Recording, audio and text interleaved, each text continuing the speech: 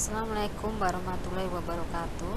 Pada kali ini kita akan membahas tentang komponen ekosistem dan bentuk interaksi antar komponen. Sebelum membahas tentang ekosistem dan interaksinya, kita bahas tentang tingkatan organisasi dalam ekosistem.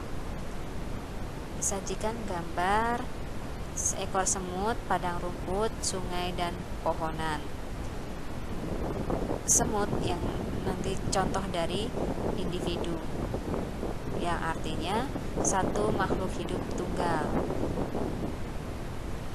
Kumpulan dari rumput atau padang rumput kita sebut sebagai populasi. Pengertiannya kumpulan atau sejumlah individu yang sejenis yang menempati suatu daerah. Kumpulan dari beberapa populasi kita sebut sebagai komunitas, atau pengertian lebih lengkapnya adalah seluruh populasi yang hidup bersama dan menempati lingkungan tertentu. Bentuk interaksi antar makhluk hidup dengan lingkungannya yang nantinya kita akan sebut sebagai ekosistem. Jadi ekosistem adalah hubungan timbal balik antar makhluk hidup terhadap lingkungannya. Adapun komponen dari ekosistem ada komponen biotik dan komponen abiotik. Komponen biotik atau komponen hidup terdiri dari tumbuhan dan hewan. Adapun peranan komponen biotik dalam suatu ekosistem antara lain sebagai produsen, konsumen, baik itu konsumen tingkat 1, 2, 3, dan sebagai dekomposer atau pengurai. Yang kedua adalah komponen abiotik atau komponen tak hidup. Contohnya ada udara, cahaya, tanah, air. Peranan komponen abiotik dalam ekosistem antara lain sebagai pelarut dalam proses biokimia dalam tubuh makhluk hidup. Dalam hal ini adalah air. Matahari sebagai sumber energi dalam proses fotosintesis. Tanah sebagai media tumbuh. Oksigen sebagai sumber untuk respirasi. Adapun interaksi dalam ekosistem pertama adalah simbiosis.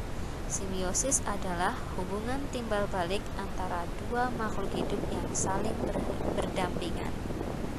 Simbiosis dibedakan menjadi 3. Yang pertama, simbiosis mutualisme adalah hubungan antar makhluk hidup yang saling menguntungkan. Contohnya bunga dengan lebah. Bunga akan terbantu proses penyerbukannya oleh lebah, sedangkan lebah akan mendapatkan madu, sehingga antara bunga dan lebah saling diuntungkan. Begitu pula dengan burung, jalak, dan kerbau. Yang kedua adalah komensalisme, yaitu hubungan antar makhluk hidup di mana satu pihak mendapatkan keuntungan dan pihak lain tidak dirugikan. Contohnya anggrek dengan inangnya. Inang akan mendapatkan anggrek akan mendapatkan makanan dari pohon inangnya. Dalam hal ini pohon tidak dirugikan. Begitu pula dengan ikan badut dan anemon laut. Yang ketiga, simbiosis parasitisme adalah hubungan antar makhluk hidup di mana satu pihak untung dan yang lain dirugikan. Contohnya benalu dengan inangnya. Benalu mendapatkan makanan dari pohon inangnya dan inang akan dirugikan, yang lambat laun akan mengalami kematian. Kemudian ada cacing tambang yang hidup di musuh. Bentuk interaksi dalam ekosistem yang lain antara lain ada kompetisi, yaitu bentuk interaksi antar makhluk hidup yang berupa persaingan untuk kebutuhan hidup. Biasanya bersaing dalam mendapatkan makanan. Contohnya antara rusa dengan kambing dalam suatu ladang yang bersaing mendapatkan rumput. Kemudian bentuk interaksi predasi, yaitu bentuk interaksi antara pemangsa dan dimangsa, contohnya singa dan kijang. Kemudian bentuk interaksi netral antara lain yaitu bentuk interaksi makhluk hidup yang tidak saling mempengaruhi, contohnya hubungan antara kambing dan capung di lapangan rumput yang tidak saling mempengaruhi satu sama lain. Kemudian berikutnya adaptasi, yaitu cara bagaimana suatu organisme menyesuaikan diri dalam mengatasi tekanan lingkungan sekitarnya agar bisa bertahan hidup. Adaptasi dibedakan menjadi 3. Satu yaitu adaptasi morfologi, cara penyesuaian bentuk tubuh, contohnya bentuk bebek, kaki bebek yang berselaput, bentuk paruh yang berbeda-beda yang menyesuaikan jenis makanannya. Kemudian yang kedua, adaptasi fisiologi, penyesuaian diri berdasarkan fungsi kerja bagian tubuh organisme tersebut terhadap lingkungannya. Contohnya, cumi-cumi akan mengeluarkan tinta hitam ketika diserang musuh. Kemudian yang ketiga, adaptasi tingkah laku, penyesuaian tingkah laku terhadap lingkungannya. Contohnya, hewan merubah warna kulit untuk menyesuaikan tempat yang dihinggapi atau untuk mengelabui musuh. Istilah lainnya adalah mimikri.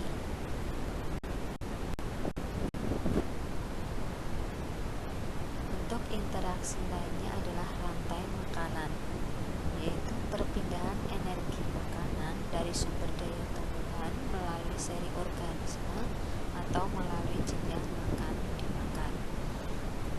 Peran makhluk hidup dalam rantai makanan yaitu sebagai produsen atau penghasil makanan melalui proses fotosintesis.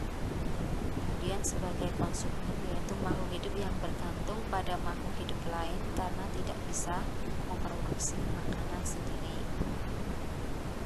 Kemudian dekomposer atau organisme terakhir dalam rantai makanan yang mampu mengubah zat organik menjadi zat anorganik atau istilah lainnya adalah pengurai. Contohnya bakteri dan jamur. Jaring-jaring makanan adalah gabungan dari rantai-rantai makanan yang berhubungan dalam suatu ekosistem. Contoh jaring-jaring makanan bisa dilihat sebagai berikut. Jaring-jaring makanan adalah kumpulan dari beberapa rantai makanan. Kira-kira dari jaring-jaring makanan di sini ada berapa rantai makanan? Bisa kalian hitung. Saya ambil contohnya rantai makanan padi dimakan ulat, kemudian dimakan ayam, kemudian dimakan elang. Di sini rumput tidak sebagai produsen penghasil makanan.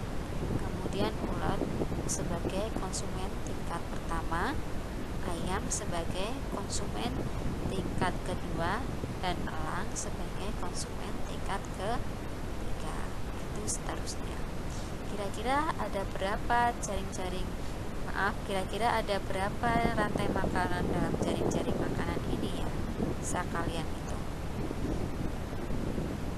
Demikian tadi penjelasan Bu Guru tentang ekosistem dan interaksinya. Semoga bermanfaat. Kalian bisa belajar menggunakan referensi lain, bisa dari buku atau dari internet. Jadi, selamat belajar. Wassalamualaikum warahmatullahi wabarakatuh.